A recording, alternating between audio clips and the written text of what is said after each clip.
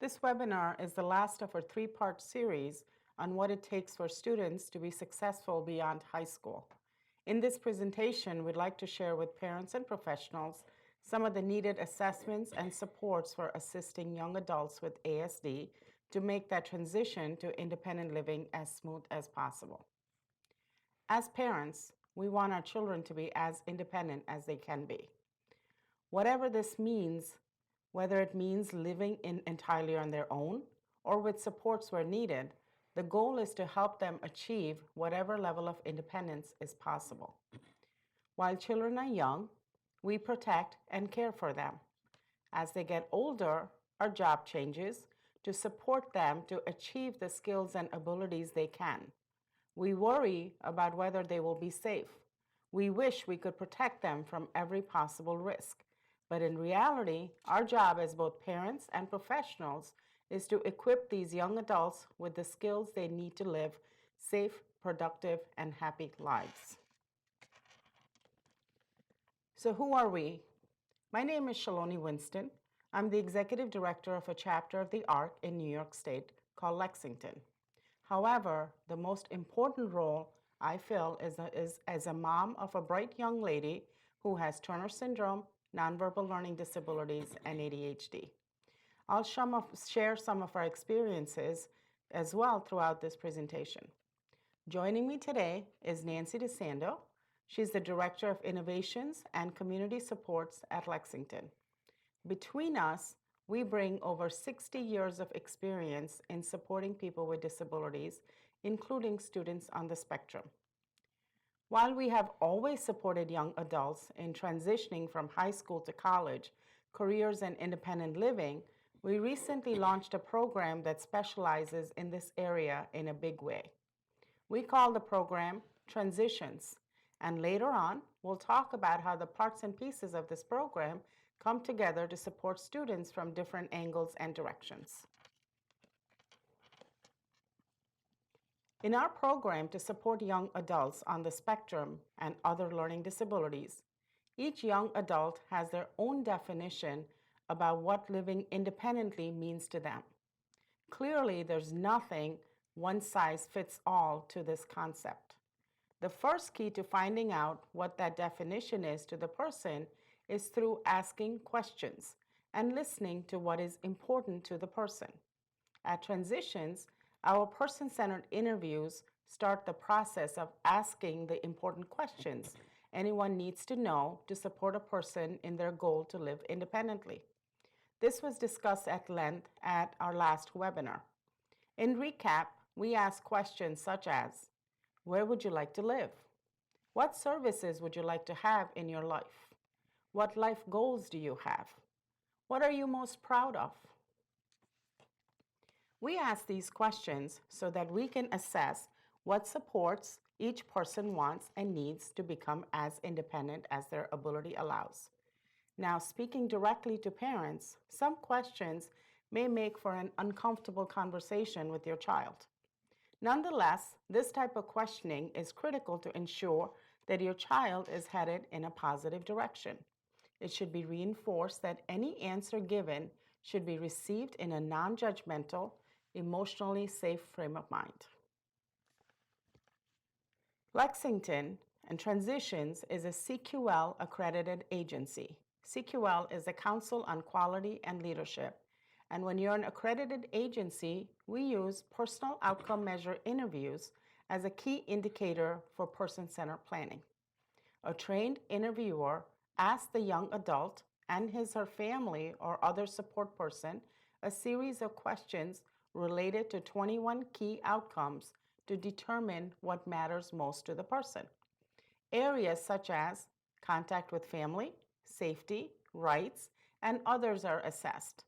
It's often during this PALM interview that we learn that young adults want to be more independent, do more on their own, get a job, go to college, or have their own apartment. If we know this and know it's a high priority to that person, the connection to teaching independent living skills is natural. Rather than teaching skills like in a dreaded class in a school where the student may have struggled or been embarrassed by peers, If we learn that the young adult really wants to be on their own, we can use this fact to remind them of what they're gaining when they're learning a task. The key is that it's not teaching for teaching's sake. Always bring the lesson back to why it matters to the person.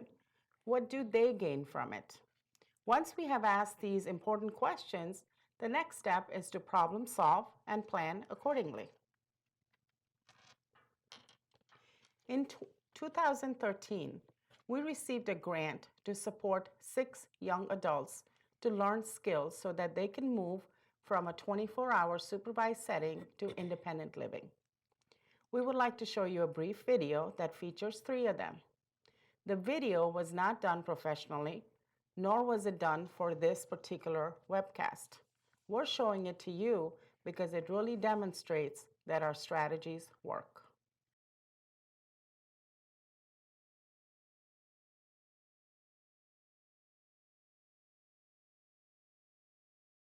Hi, my name is Susan Morris.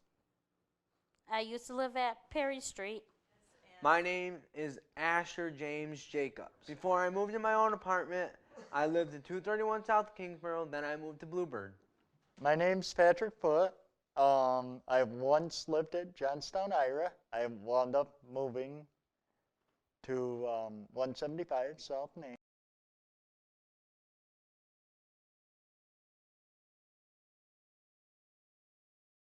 I tried and learned how to cook before I moved in. When I get my own meds, I gotta dial Palmer's, then I gotta type in my RX number, and then I have to wait from the prescription's been filled, and then they'll ask me if I need any other prescriptions filled. Community independence, cleaning.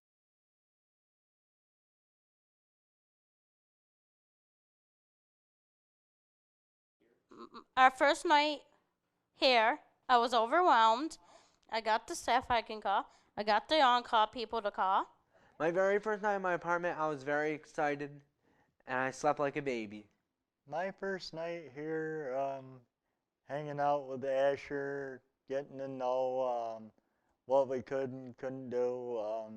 First few hours unpacking, the next few hours cooking dinner, and then the other hours hanging out, walking around, getting to know my community.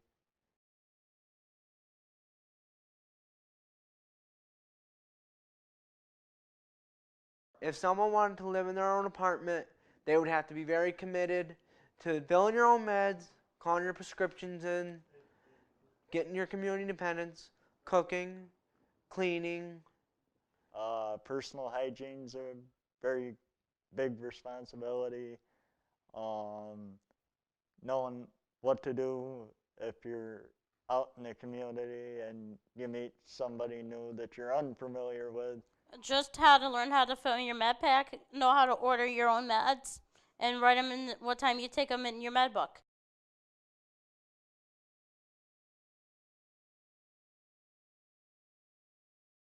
My future goals are being a member of National Guard, getting in shape. As you've seen as we walk through our front door, we have a workout area downstairs that we use on a regular basis.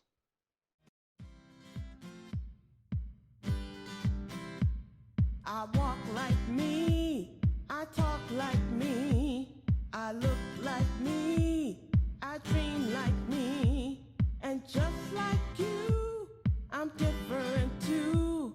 I color this world and my colors are true. I'm different, I'm wonderful. I'm different, I'm wonderful. You're different, you're wonderful. We're different, we're wonderful. I work and I live, I learn and I give. I smile and I cry, and I laugh and I cry. The swell of elation, the sting of frustration, feel every emotion with my own sensation. So now that you've seen the video and you've seen how students learn to live independently, the question is, how do you teach someone to live independently? 5 core areas are at the heart of our classes. But beyond instruction in a classroom setting, the skills taught are reinforced through practical application during off-class hours, activities, and skill-building exercises. As we go through here, think about how you might be able to address each of these areas at your home or in the classroom. First, students attend self-management classes to start to learn how to solve problems, make decisions, and learn strategies for holding themselves accountable. Whereas the class teaches how to be effective at self-management, real-world application of the concepts are practiced throughout the day. Skills like planning, organizing, time management, and managing a schedule support other classes in academic, career, and life skills. Wellness is very important, and wellness is supported through assigned wellness coaches who are trained by the Mayo Clinic. They help students set their own wellness, exercise, and nutrition goals, and then provide ongoing student coaching to achieve their goals. Students are taught how to cook. They don't need to be gourmet with their cooking, but they do need to know how to feed themselves a healthy diet or at least make healthy choices. Other practical skills that are taught or put to test are doing laundry, planning menus, grocery shopping, money management, and so forth. Social skills training, based on the University of California and LA's Peers program, includes areas like meeting people, handling small talk, and basic conversation skills, as well as reading verbal and nonverbal cues. Teasing and handling feedback is taught in our program. Again, social skills training is reinforced both in the classroom and beyond the walls of the program. Leadership and advocacy skills take place both in the classroom and in practical experience, and they include disability awareness, communication, and self-advocacy, and disclosure of strengths. In Virginia, you are fortunate to have I Am Determined, which focuses on self-determination and youth with disabilities taking control of their lives. We can't emphasize enough to you how important it is for students to be able to advocate for themselves. Finally, our curriculum is rounded out by college and career classroom preparation and actual on-site experiences. To focus specifically on independent living skills, the next step in this process is the Independent Skills Assessment. This assessment is an overview of 19 areas. Some areas assessed include safety, communication, hygiene, nutrition, housekeeping, medical needs, accessing the community, money management, sexuality, and interpersonal relationships. Each one of the areas is assessed from a task analysis perspective. Your son or daughter might say, I mostly know how to do laundry, but there's so many steps to completing the task. In our program, staff ensure that the young adult has been fully exposed to all of those steps. Before the young adult starts the journey of living independently, we want to ensure that the foundation of basic skills has been adequately exposed and carried through by the person. Over time, we learn better, faster, easier ways to carry out our daily living tasks. This is part of the growing process for all of us. If you would like a copy of this assessment, please email us at info@transitionsusa.org. We would be happy to share it with you. Over the next few slides, we'll go over some of the important areas of the assessment. Self-preservation is one of the 19 areas included in the Life Skills Assessment. In our program to support young adults with ASD and other disabilities, youth are assessed regarding whether they can identify fire alarms or smoke detectors and exit independently, whether they know what a carbon monoxide detector is and know how to use a secondary exit. Other skill areas include knowing how to call for on-call support, how to dial 911, whether they can identify a physical emergency, such as an accident or illness, and whether they understand personal safety. The staff supporting each person that is working on their transition to living independently helps the person determine whether they totally understand and have the skill, need education or exposure, or perhaps they possess the skill, but they're not consistent in the response. Many steps are required to ensure that topic areas are fulfilled. Using the list as a conversation starter with your student will open the doors to what your student may have fears of and what items they are already knowledgeable and competent in. Another assessment is to ascertain the person's awareness of and how they access the community. This assessment includes whether the young adult can access transportation, such as a bus or a taxi. Do they know their home address? Do they carry ID? Do they know where common places in the community are, like grocery stores, the post office, the fire station, and places for leisure activities? Does the person follow safety and traffic rules when walking? Does he or she know the streets? Can he do laundry, get the mail, understand signs, and have self-defense knowledge? These and other skills are critical areas to assess skills in knowing whether the person is able to be independent in the community. There are 3 measures that are used when the person is working towards their transition to living independently. First, do they possess the skill? Second, do they need more education or exposure to it? Third, do they possess the skill, but they lack motivation to reliably perform it? This is important to know when supporting a person who wants to live on their own. The support provided to the person unmotivated in a particular skill area involves discussing, well, what happens if you don't fulfill that responsibility in life? That may include the fact that the person can't be as independent as they want to be. So that should motivate them a bit more. The areas of nutrition include assessing if they understand any particular dietary needs that they may have. Can they plan a menu and a grocery list? How do they handle food? Can they handle it safely? Do they know how to use appliances like a stove, a microwave, a toaster? We check into that, as well as more subtle areas like checking the expiration dates on foods and what do you do if someone is choking. If a person isn't motivated to clean the refrigerator and keeps outdated food, the person is asked, well, what would the consequences be if somebody ate that food and they got sick? A situation conversation occurs with the person to help understand for each area that they are independent in, life has a responsibility attached. A young adult learning how to take care of themselves, their home, their routine, may not have thought through the consequences if the responsibility in life hasn't been completed. Another assessment area is taking care of oneself. In the area of safety, each young adult we support has been provided with a list of contacts for emergency situations. Our staff recreate situations in which the person can explain how would they respond in an emergency. One of the young adults that we support, Patrick, is curious about emergency situations, and recently he volunteered at the local ambulance service. This exposed him to responders in his community, the knowledge of what emergency responses are, and preparing for emergencies. Providing each person with the assurance that their community has the resources needed to help them if a situation was to occur is essential.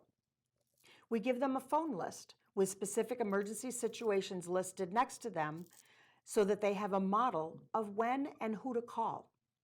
As a parent, the first thing we think of when our children become independent is their safety.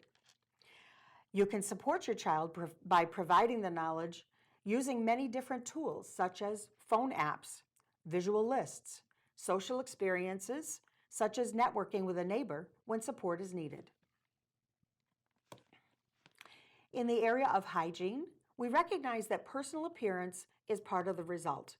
So young adults can be taught to request that others act as a resource for this. Just as we leave our home, we may ask people around us, how do we look? There's a leadership and advocacy opportunity for each person to help the next when ensuring their appearance is good to go. If one lives on their own, the person might use a checklist and a mirror to make sure that you just remembered everything before you left. Talking about appearance to your child can be a little touchy.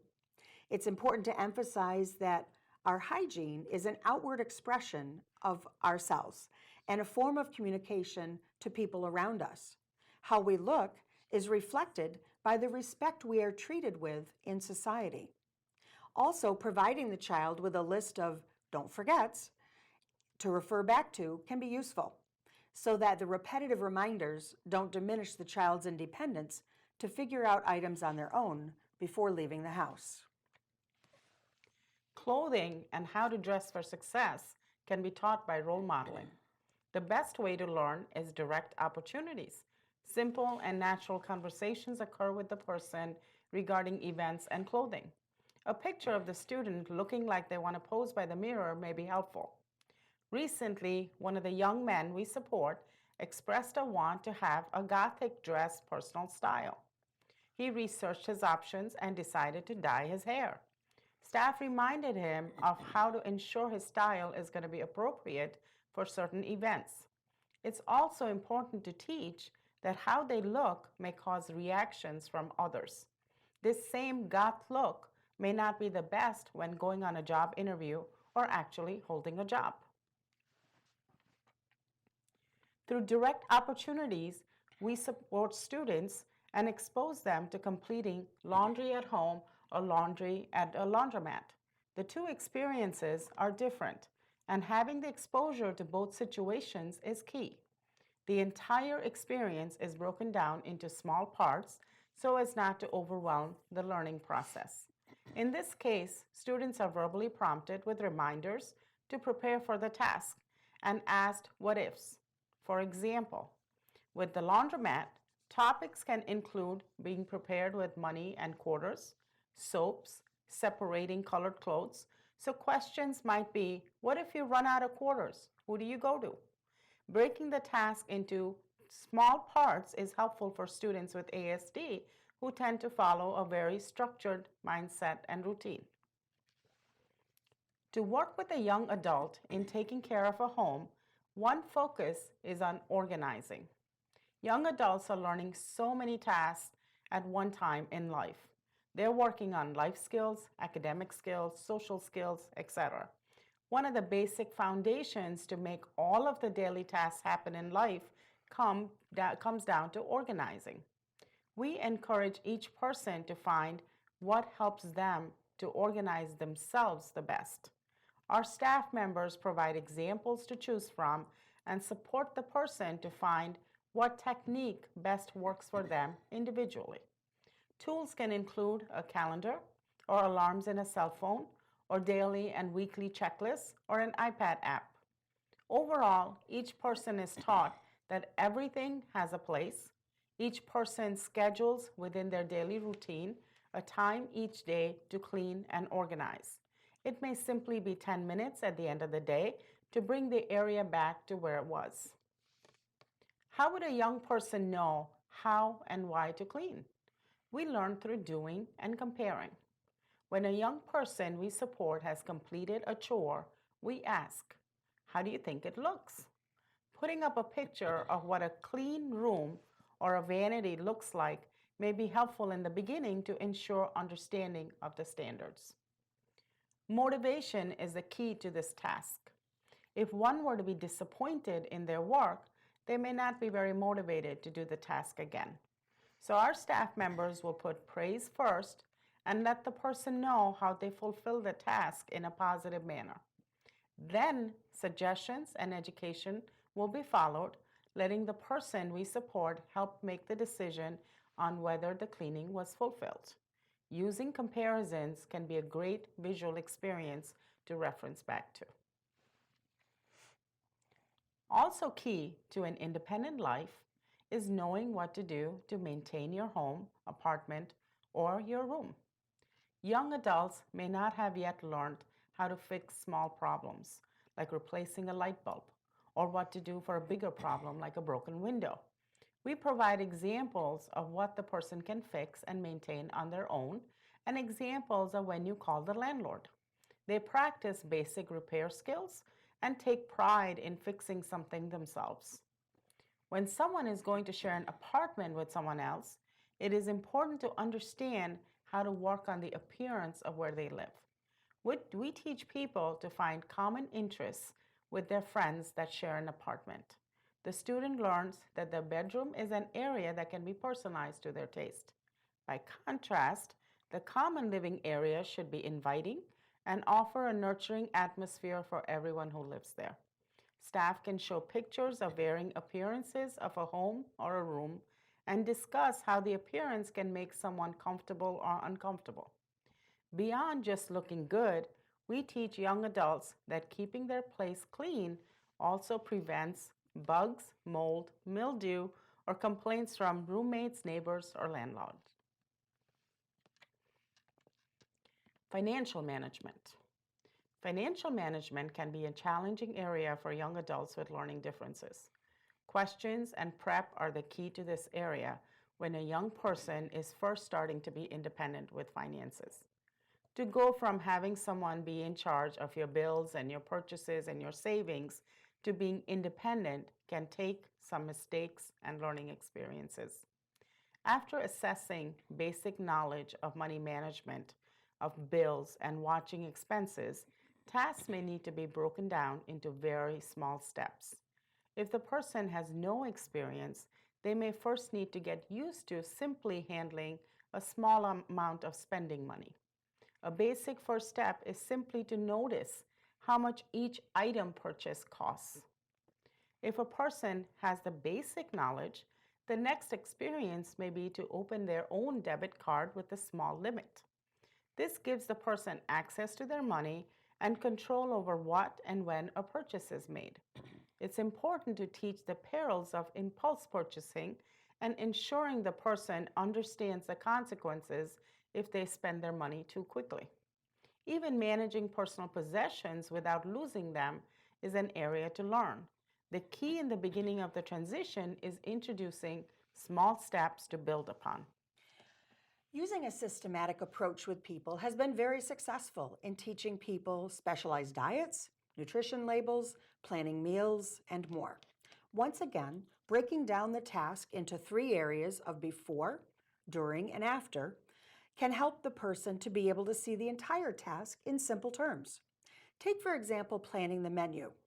Staff assist a person on a weekly basis to prepare a simple menu that they can follow independently. To start each day is planned for the week in combination with the person's social, work, and daily routines. The next step is to prepare the grocery list for the menu. Each item is reviewed, the ingredients are searched to ensure that the purchase needs to be made. The pre-planning of the grocery list can decrease the overwhelming amount of choices when you go into the grocery store. Finally, the person then follows the menu day by day and learns how to substitute foods if they need to according to their diet. Staff can support young adults learning to cook with a fun way to showcase their new skills, such as hosting a dinner party for friends. Then it isn't work, it's more fun. Planning, shopping, cooking, and serving become fun rather than a chore if it's a party. For young adults who don't understand healthy choices, our program for young adults has used resources such as Health Matters to teach food groups, healthy choices, and how to plan a balanced meal. One of the most fearful areas that people we support have expressed when starting their transition journey is the ability to take their medications and to order them when needed. Yes, for the young adult with ASD or other learning differences who wants to live as independently as possible, our staff would support them to become independent if at all possible. We teach each person to know what are the medications that they take, what are they for, what are the side effects they need to watch for. The staff can help them to time when meds are due and coach students to take them reliably. Systems such as Medipacks can be used as a visual prompt along with charts with times on them, phone alarms to remind of the med time, and other such tools. For young adults with more challenges, there are more sophisticated med systems with alarmed times or dispensers that only dispense the med for that time slot.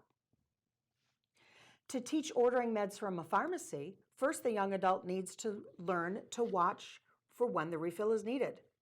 Then we can teach them how to complete the refill using a phone support system or talking directly to the pharmacy. We had a person that wasn't sure of himself regarding this area, but really wanted to live on his own.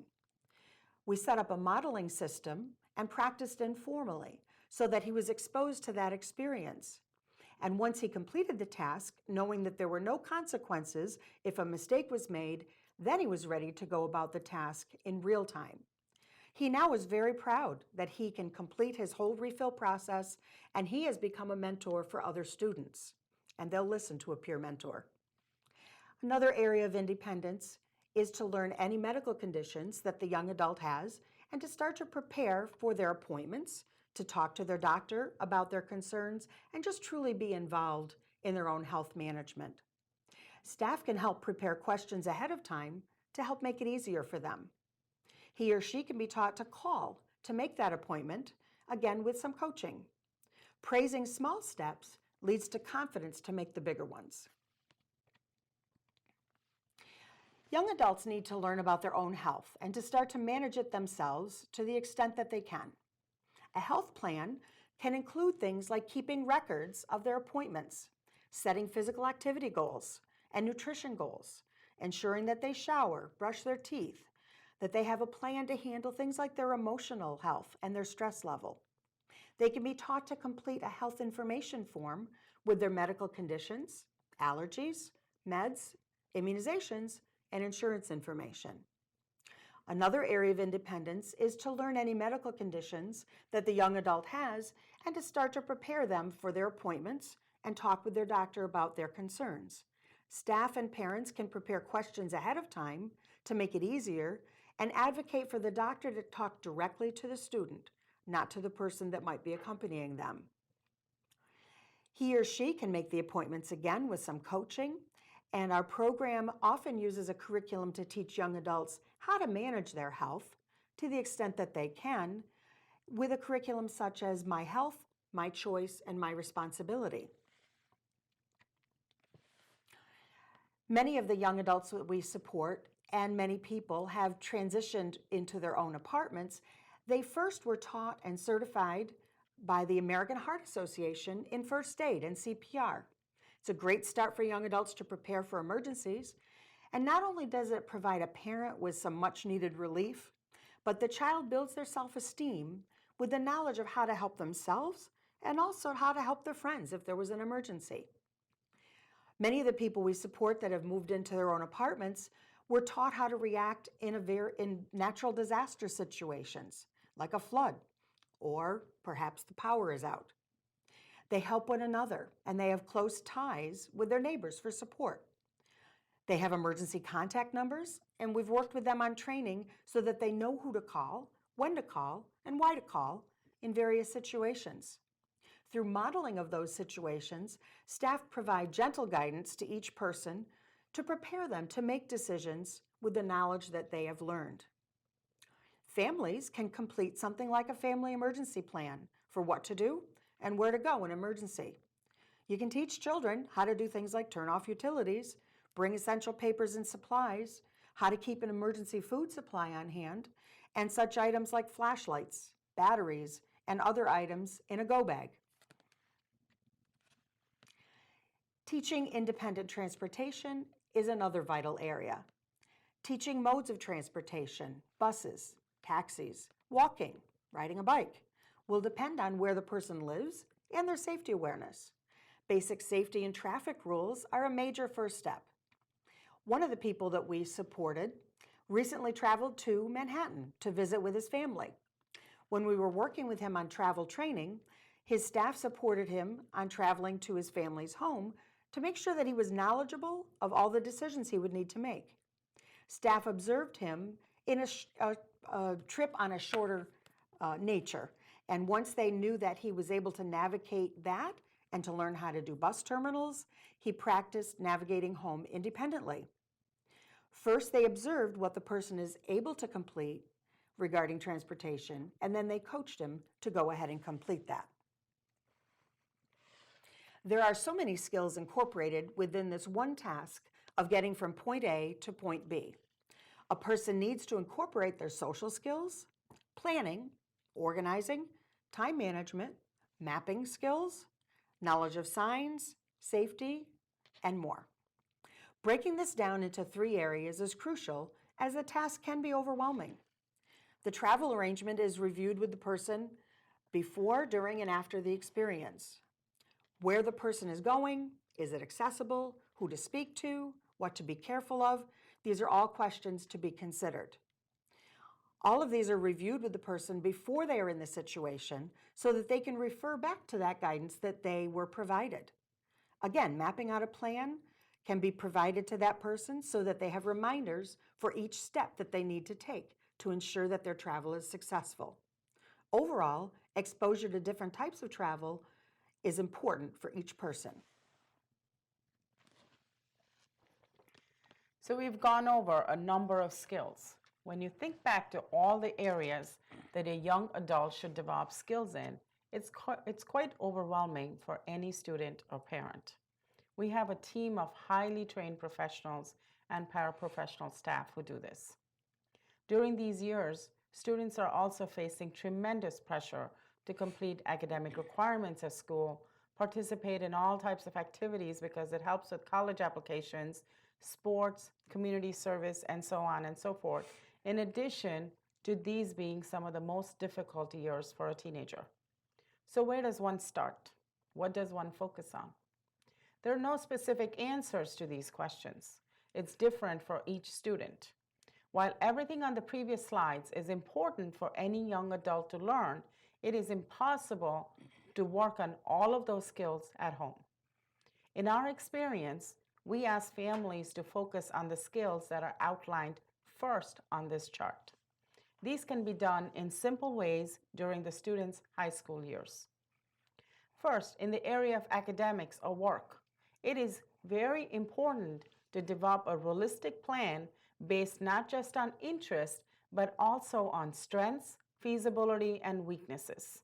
Internships are a great way to determine what might be a good match.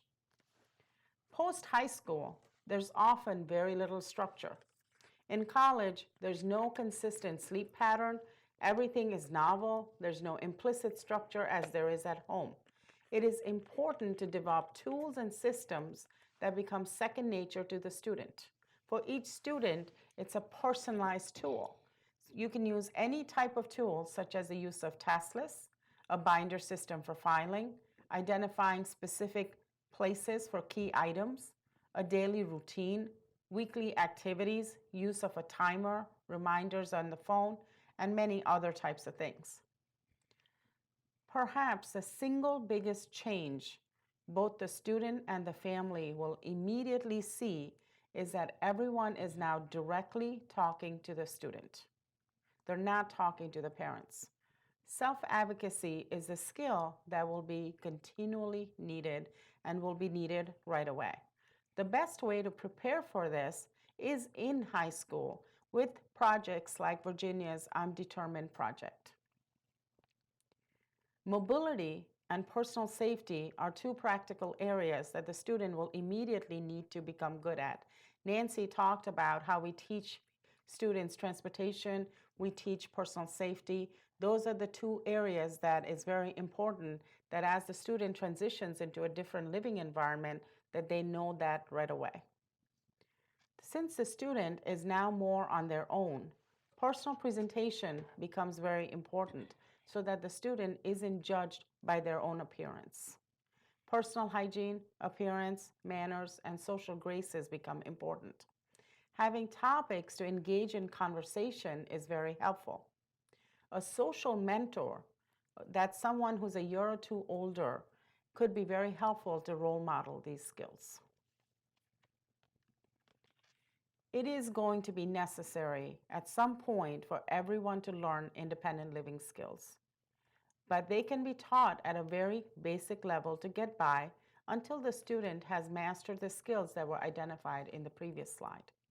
Remember, the student does not need to have mastered all of these skills as soon as they have graduated from high school. They just need enough to get by in the next living situation. They will continue to develop these skills throughout their college years and beyond. Teaching a skill is fine, but generalization can be difficult.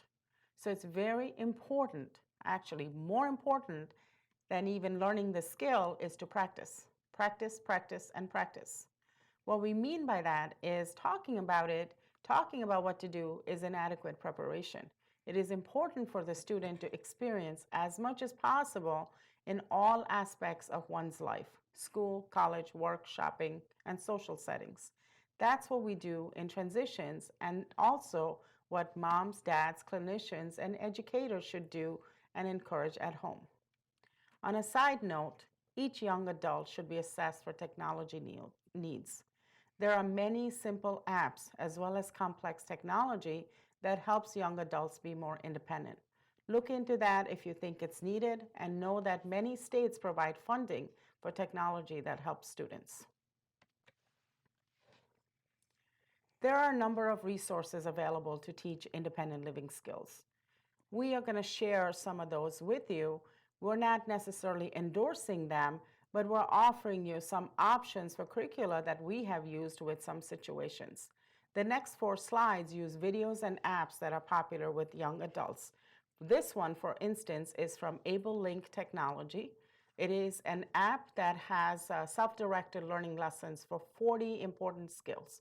So a student can just play a skill and know and see a little video about how to do that skill.